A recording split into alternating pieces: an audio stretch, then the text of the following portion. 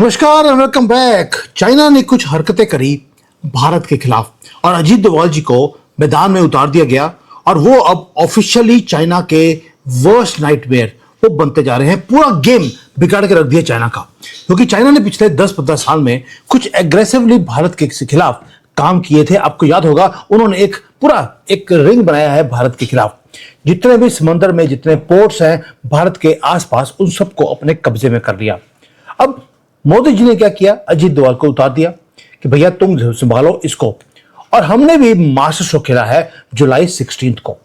दोस्तों, दुनिया ने देखा कि जो चाइना है उन्होंने अपनी वॉरशिप्स को पैसिफिक ओशंस में उन्होंने उतार दिया। एग्रेसिवली वो वहां पर अपनी मसल्स को फ्लेक्स कर रहे हैं रशिया के साथ मिलकर। सबने जो रियल काउंटर मूव है जो भारत ने किया न्यू दिल्ली में बैठकर, उसको मिस कर दिया। क्योंकि जो हाईली सिक्योर्ड रूम्स हैं भारत के अंदर, वहां पे बैठे थे एक आदमी जिसका नाम है अजीत डोभाल। उन्होंने लॉक किया भारत का ओशन का, जिसको बोलते हैं फ्रंट गेट, उसको लॉक कर दिया कि भारत के आसपास आप नहीं एंटर कर सकते हमारी मर्जी के बिना। कोई गोली नहीं चलाई, कोई अल्टीमेटम नहीं दिया। लेकिन बीजिंग ने डेफिनेटली वो शॉक वेव्स को फील किया है। मैं बीजिंग में बैठा हूं, चाइना में बैठा हूं, और मैं देख रहा हूं यहां पर इनके पसीने कैसे निकल रहे हैं, क्योंकि अजीत डोभाल ने कुछ अनप्रेसिडेंटेड किया है। हमने क्या किया, एक ग्रुप है बिम्स्टेक, वहां पर जो एक ट्रेड का ग्रुप है उसे नेवल फोर्ट्रेस में हमने कन्वर्ट कर दिया। हमने युद्ध नहीं किया, ना ही युद्ध की कोई तैयारी करी है, ना ही डिक्लेयर किया है। हमने नेवी का एक फोर्ट्रेस सारी कंट्रीज के साथ मिलकर हमने साइन कर लिया। अब अंडरस्टैंड करते हैं कि हुआ क्या है। पहले देखते हैं कि मई 2026 में एक हरकत की थी। वो क्या थी? भारत ने अपना अग्नि 5 का मिसाइल हमने टेस्ट करना था, हमने नोटम हमने इशू कर दिया। ये क्लासिफाइड स्ट्रेटेजिक ट्रायल था ओडिशा के कोस्ट के पास। गेम चेंजर भारत के न्यूक्लियर वेपन्स के लिए। लेकिन सडनली एक हरकत होती है चाइना से। 4000 टन की एक चाइना का शिप वो वहां पे पहुंच जाता है बे ऑफ बंगाल में। नाम था शिप का दा यांग हाओ। अब बीजिंग क्या बोलता है? बीजिंग ने बोला कि ये वेसल तो जी घूमता रहता दुनिया में साइंटिफिक रिसर्च करने के लिए। ये कंप्लीटली एक झूठ था। ये जो शिप है ये फ्लोटिंग स्पाई बेस था चाइना की तरफ से। इसके अंदर था क्या? इसके अंदर मिलिट्री का सोनार है, सैटेलाइट के अपलिंक्स हैं, और वो यहां पे आई थी सिर्फ इसलिए, वो भी कहां पर, भारत का डिक्लेयर्ड डेंजर जोन के बिल्कुल कॉर्नर पे आकर वो आकर खड़ी होगी। वहां पे आना था उसको कि हमारी ट्रेजेक्ट्री क्या है, जो हम अपनी मिसाइल को लॉन्च कर रहे हैं उसके एकॉस्टिक इंटेलिजेंस क्या है। वो स्टील कर रहे थे हमारी पूरी की पूरी वेपनरी को कि कैसे चलती है, क्या करती है। दोस्तों, ये कोई आइसोलेटेड इंसिडेंट नहीं है। चाइना कंसिस्टेंटली भारत के पास जब भी हमने कोई टेस्ट करना हो वो वहां पे पहुंचते रहते हैं। चाइना के वेसल्स कभी मॉरिशस में आते हैं, कभी मालदीव्स में चले जाते हैं, कभी श्रीलंका पहुंच जाता है, और वहां पे वो सबमरीन के रूट्स को वो मैप कर रहे हैं। वो स्पाइंग करते हैं श्रीलंका के और पाकिस्तान के पोर्ट्स के पास बैठकर। ये जो प्रेजेंस है वो चाहते हैं कि ये बार बार उनकी शिप्स आएंगी तो हमारे लिए ये नॉर्मल हो जाएगा। और चाहे बीजिंग बोलता भी है कि ये नॉर्मलाइजेशन ऑफ मैरीटाइम ऑपरेशंस के अंदर ये सारे काम किए जा रहे हैं। क्यों? ताकि दुनिया और भारत उनको लगे कि अगर चाइना की शिप्स आ रही हैं, जा रही हैं, ये बड़ा नॉर्मल सा एक काम है। लेकिन न्यू दिल्ली के पास कोई डिफरेंट प्लान था।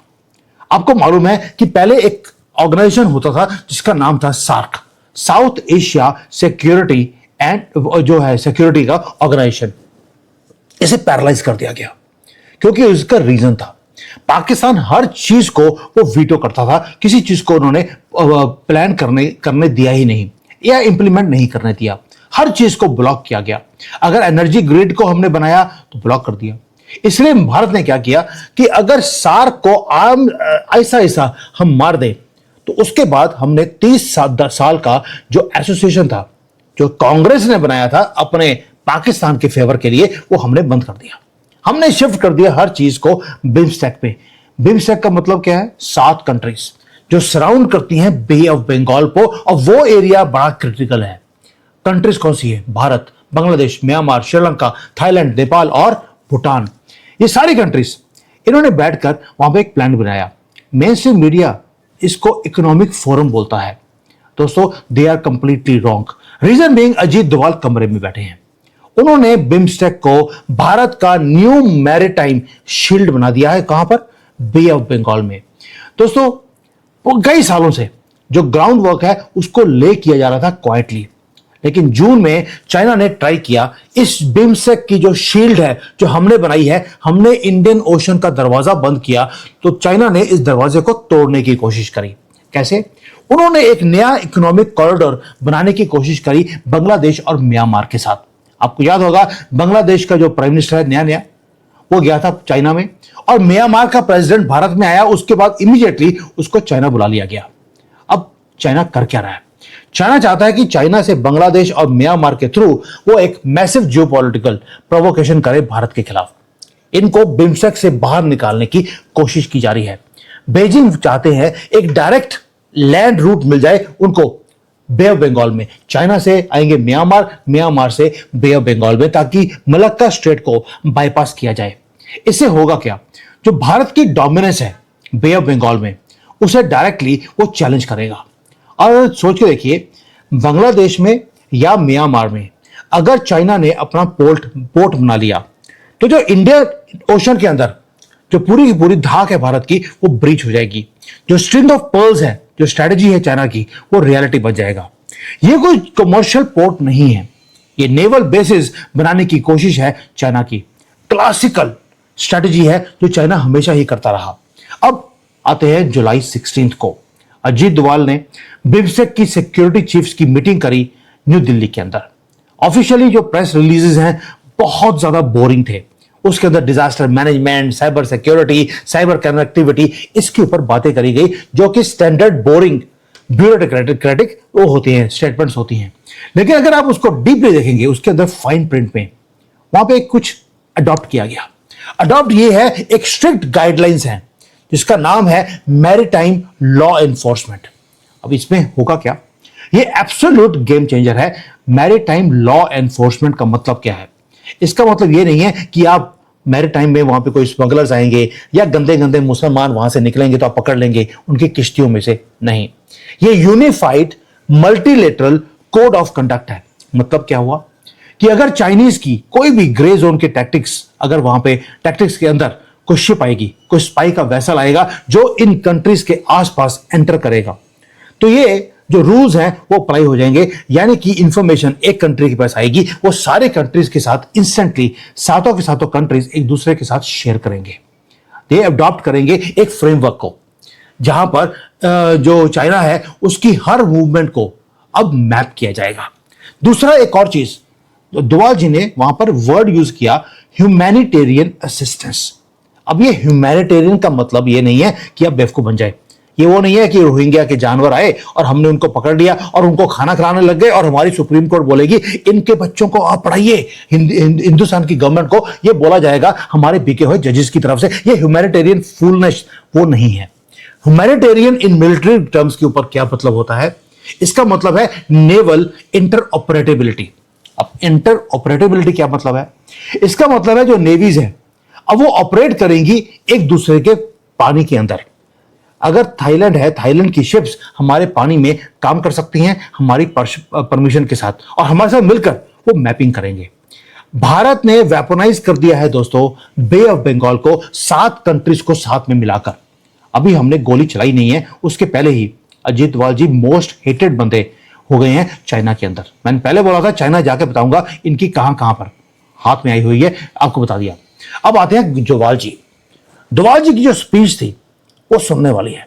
It was surgical and precise. उन्होंने वार्न किया कि जो मल्टी डोमेन के जो सिक्योरिटी थ्रेट्स हैं इसके लिए हमें मिलकर काम करना पड़ेगा। उन्होंने बात कही कि चाइना अपनी शिप्स भेजता है, वो अपने सबमरीन्स भेजता है, वो इवन की अंडर वाटर के जो ड्रोन्स हैं वो भेजता है, उसके ऊपर वो साइबर अटैक्स करता है पोर्ट के इंफ्रास्ट्रक्चर के ऊपर, इन 7 कंट्रीज के अंदर। तो जो नया गाइडलाइंस है उसको क्रिएट किया गया कि जो real time maritime domain awareness है ये हमारे आपस में होनी चाहिए, यानी कि हम करके दिखाएंगे। इसका मतलब क्या है? जो रडार है, सेंसर डाटा है, ये सातों की सातों कंट्रीज एक दूसरे के साथ शेयर करेगी। अगर चाइना की कोई भी सबमरीन अगर हमारे यहां पर आती है अंडमान के पास, सबको पता लग जाएगा। अगर श्रीलंका में, थाईलैंड में अगर कोई भी शिप आती है हमें पता लग जाएगा कि अब अगले 1-2 दिन में वो बे ऑफ बंगाल में आने वाली है। ये यूनिफाइड थ्रेट मैट्रिक्स हमने क्रिएट कर दिया। अब रिएक्शन क्या है? वेस्टर्न मीडिया का रिएक्शन ये था कि भी उन्होंने मिस कर दिया सब कुछ। वो कहता है कुछ देखने की जरूरत नहीं है। उन्होंने इग्नोर किया ज्योग्राफी को। रीजन भी बे ऑफ बंगाल में हमने सातों कंट्रीज को मिलकर हमने ये फोर्ट्रेस क्रिएट किया क्यों था? क्योंकि वो बिल्कुल स्ट्रेट ऑफ जो मलक्का स्ट्रेट है उसके बिल्कुल नाक के पास है बे ऑफ बंगाल। अगर कोई शिप वहां से आती है साउथ चाइना सी से मलक्का स्ट्रेट को पास कर वो सबसे पहले बे ऑफ बंगाल भी आएगी। और यही चाइना का बिगेस्ट स्ट्रेटेजिक चोक पॉइंट है। इसलिए वो क्या कहते हैं, वो चाहते हैं कि बिम्स्टेक टूट जाए, जो कंट्रोल भारत के पास है वो टूटकर चाइना के हाथ में आ जाए। और डोवाल जी ने क्या किया? डोवाल जी ने एक ही बात बोली, वहां पे नाम दिया महासागर का, कि हमारा विजन है महासागर का। आइए मिलकर भारतीय महासागर को हम शेयर्ड वे से इसको ओन करें, किसी भी बाहर के थ्रेट को हम नलीफाई करें। और इस समिट के अंदर भी उन्होंने महासागर का नाम लिया। सबसे पहले इसका नाम होता था सागर, सागर के बाद मोदी जी ने इसको महासागर कर दिया था। और अजीत डोवाल अगर महासागर का नाम ले रहे हैं, इसका मतलब है हम mutual holistic advanced security and growth का काम हम मिलकर करेंगे महासागर के अंदर, इसलिए इसका नाम महासागर है। दोस्तों, ये साउंड करेगा कॉर्पोरेट पीआर का कोई slogan, mutual and holistic advancement for security and growth. लेकिन ये जो ट्रांसलेशन है वो बड़ी सिंपल है। सिंपल ये है कि भारत लीड करेगा सिक्योरिटी के आर्किटेक्चर को और चाइना को इस एरिया से बाहर रखा जाएगा। सातों कंट्री मिलकर जब काम करेंगी। जो हमारे ऑपोजिशन के पॉलिटिशियंस हैं वो हमेशा डिमांड करते हैं कि यार मिलिट्री की एक पोस्चरिंग होनी चाहिए, हमें लाउडली चाइना का नाम लेकर हमें बोलना चाहिए तोड़ी ऐसी की तैसी। लेकिन ये एंग्री स्टेटमेंट्स देने के बजाय हम कोई लाउड स्टेटमेंट्स नहीं दे रहे, क्योंकि लाउड स्टेटमेंट से आप ओशंस को सिक्योर नहीं कर सकते। जो काम होता है वो क्वाइटली इंस्टीट्यूशनल लेवल पर वो काम होता है, जहां पर आप कैप्चर करते हैं और उसको सिक्योर करते हैं पूरे ओशंस को। आपने ओन करना शुरू कर दिया। चाइना को मालूम है आपने क्या किया है। बिम्स्टेक के अंदर जो स्टेट मीडिया है चाइना की वो एब्सोल्युटली क्वाइट है। आपने महासागर अनाउंस कर दिया, आपने 7 कंट्रीज को मिलाकर आपने मैरीटाइम सिक्योरिटी आपने अनाउंस कर दी और चाइना उसके ऊपर बोल नहीं रहा। क्योंकि अगर वो कंप्लेन करेगा तो वैलिडेट करेगा अजीत डोवाल की स्ट्रेटेजी को, और अगर चुप रहेगा तो ही अपने आप को बचा सकता है। अब चुपके में वो करेगा क्या? वो करेगा कि इन सबको डिवाइड करेगा, इन सातों कंट्रीज को, और कॉन्कर करने की कोशिश करेगा। क्यों बोल रहा हूं? मैं दावे के साथ बोल सकता हूं चाइना ये काम करेगा, क्योंकि पहले भी पास्ट में चाइना ने वही किया। वो छोटे छोटे कंट्रीज हैं, ये कभी श्रीलंका चला गया, उनको प्रेशराइज किया कि मेरे पैसे वापस करो, वरना जो है अगर नहीं कर सकते तो मेरी वॉरशिप्स तुम्हारे कंट्री में खड़ी होंगी। तो ये जो काम है अब वो करेगा बांग्लादेश के साथ, म्यांमार के साथ, श्रीलंका के साथ, थाईलैंड के साथ नहीं कर सकता, लेकिन बाकी कंट्रीज को वो छोड़ेगा नहीं। ये स्टैंडर्ड चाइनीज प्लेबुक है, इसलिए पहले बता रहा हूं चाइना अब इन बिम्स्टेक की कंट्रीज को डिवाइड करने की कोशिश करेगा। कोलंबो हो या म्यांमार हो या बांग्लादेश हो, अब ये अकेले नहीं रहे। उनको मालूम है कि पूरे का पूरा बिम्स्टेक का ब्लॉक भारत के साथ मिलकर इनको प्रोटेक्ट कर रहा है। जो बर्डन था चाइना का कि चाइना को हम मना कैसे करें, वो खत्म हो गया, क्योंकि शेयर्ड रिस्पॉन्सिबिलिटी सबके ऊपर आ गई। ये ड्रास्टिकली रिड्यूस करेगा जो बीजिंग का लेवरेज है स्मॉल नेशंस के ऊपर, वो कम होगा। मैं कम कर रहा हूं, खत्म नहीं कह रहा हूं, क्योंकि चाइना कभी भी अपनी हार नहीं मानता। लेकिन इसका एक पे ऑफ भी है। पे ऑफ क्या है? जो मॉडर्न जियोपॉलिटिक्स है दोस्तों, वो इसी तरह से वो प्ले की जाती है, जहां पर आप नेवल ब्लॉकेजेस को डिक्लेयर नहीं करते, आप कोई इमीडिएट वॉर को आप ट्रिगर नहीं करते। आप क्या करते हैं? आप एडमिनिस्ट्रेटिव फ्रेमवर्क को आप क्रिएट करते हैं, कंट्रीज को साथ में जोड़ते हैं और उनको बोलते हैं शेयर्ड रिस्पॉन्सिबिलिटी। भाई आप एक काम कीजिए, आप भी दुखी हैं चाइना से, हम भी दुखी हैं, क्यों ना मिलकर जो ये फॉरेन का इंट्रूजन है इसे इम्पॉसिबल बना दिया जाए, रास्ते को ही बंद कर देते हैं और मिलकर हम ये काम कर सकते हैं। आपके पास नेवी नहीं है, जैसे नेपाल के पास नेवी नहीं है, भूटान के पास नेवी नहीं है, भारत की नेवी है, आप यूज कीजिए। आपके पास इंफॉर्मेशन है चाइना के खिलाफ, आप हमारे साथ शेयर कीजिए, बाकी काम हम कर देंगे। तो दोस्तों, जो ये भारत की नेवी है, अब उसके साथ 5-6 नेवीज और मिलकर अपना इंटेलिजेंस का ग्रिड हम क्रिएट कर रहे हैं। हमने कोई फॉर्मल मिलिट्री ट्रीटी हमने साइन नहीं करी किसी के साथ।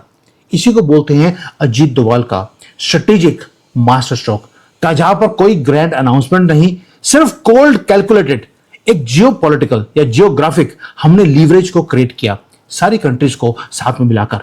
अब अगली मूव क्या है? अगली मूव ये है कि बिम्स्टेक का अगले साल 13th या 30th उसकी एनिवर्सरी है, और उसके अंदर ये जो ब्लॉक है ये मूव कर रहा है अभी फ्रॉम ओनली ट्रेड से टेक्निकल कॉपरेशन की तरफ, जहां पर हम सिक्योरिटी की बातें बोल रहे हैं। अब आप देखेंगे मलक्का स्ट्रेट को, मलक्का स्ट्रेट के पास बैठी है इंडोनेशिया और थाईलैंड। ये एग्रेसिव हो जाएंगे क्योंकि हमने उनको एग्रेसिव होने के लिए बोल दिया है और वो उनको होना पड़ेगा। रीजन भी, इंडोनेशिया खुद दुखी है चाइना से, थाईलैंड भी दुखी है, लेकिन ये सारे इंडिविजुअल लेवल पर ये फाइट कर रहे हैं चाइना से। लेकिन अगर ये सारे कंट्रीज मिलकर फाइट करेंगे तो चाइना अपनी दादागिरी नहीं दिखा सकता।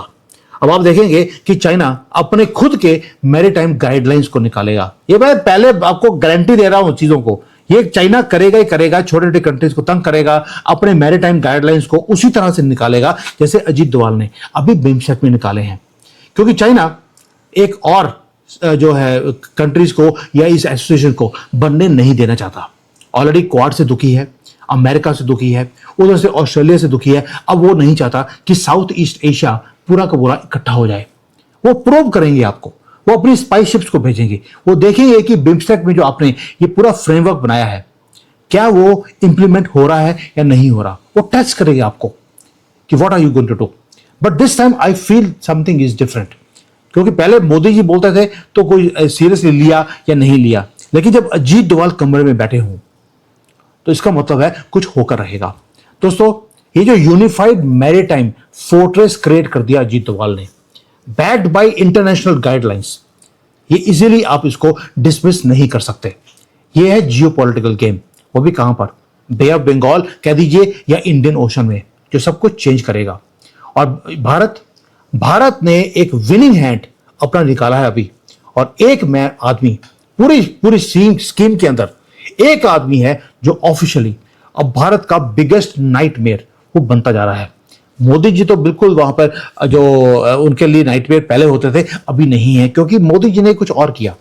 मोदी जी ने चाइना को समझा दिया कि हमें लड़ने की जरूरत क्या है। भाई आप बोलते हैं कि अरुणाचल आपको बिलोंग करता है क्योंकि हिस्टोरिकली वहां पे कुछ गांव हैं जो आपके पास थे, तो हिस्टोरिकली 1000 साल पहले तिब्बत हमें बिलोंग करता था, तो क्या तुम 10 गांव तुम ले लो, तिब्बत हमें दे दो। अगर तुम्हें ऐसी लड़ाई करनी है तो हम तिब्बत का क्लेम शुरू कर देते हैं।